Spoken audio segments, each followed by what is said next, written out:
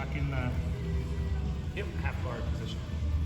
Okay, so now when we're on top and we're dealing with the half guard, it's obviously going to be different, gi or no gi. When we're dealing with the gi, I'm going to be working a lot of like my lapel wrap, where I try to get this around and fish it to my other hand, and then switch and eventually get the cross here. So that'll be my ultimate goal. So oftentimes, like, I'll take this out when I'm fighting this position. Okay? If I'm fighting the knee shield, I need to get past the knee shield before I do anything, and there's a few ways that I'm going to get past that. I'm just going to go with like a few basic ones to start for today. I want to swim inside and get always inside control. Like, see how John right here is going for inside control here? I'm going to be going for inside control, trying to usually get a collar grip. And if I'm fighting this knee shield at first, I'll usually try to get like a leg weave. So I'll come under here, grab the lapel with this hand, okay?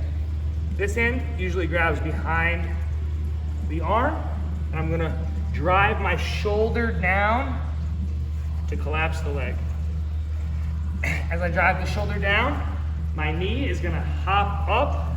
I'm just gonna, you can see from this position, I'm just gonna show you, you see where you are? My knee hops up and pins down his thigh.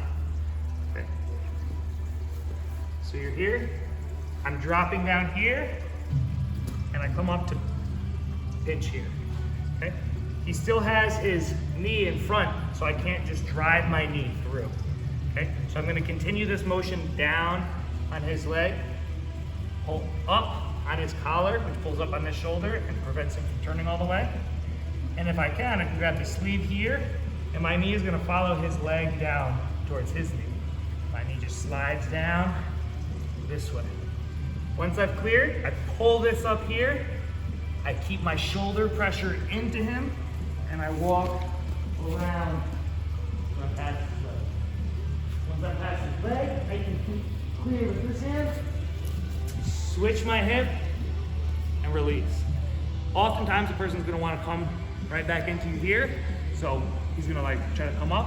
I'll grab right here, walk back and pin my knee by his hip, finish this position here, and now is usually when I'll start working that lapel that I took out earlier. Otherwise, for you in the next 10 here. 15 minutes, along with you, stay on Okay. fire, throw in Once we have this position, this is a really good control because it keeps this shoulder down, keeps pressure into this side, and I have a free hand. So I get to keep kind of both of his shoulders pinned.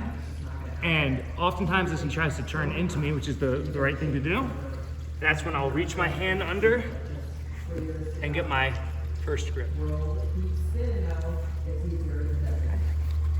Sometimes I'll set that all up from I'll come here, I'll pin his leg, I'll start working this position, and as soon as I feel myself starting to slide out, say he starts to like push on my hips to reconsolidate the guard, like push down here.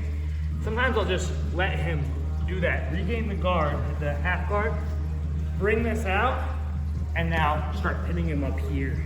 If I pin him up this way, I have his shoulder flat, I keep driving my weight over this way, my left knee is gonna come in and block his hip as I face with this hand. Block his hip and sit down this way. I have his hip blocked like a wedge and his shoulder pulled down right here. And if I need to, I can use this to clear the position and come back here. Again, since I have this position here, usually he's gonna do the correct thing, just to turn into me.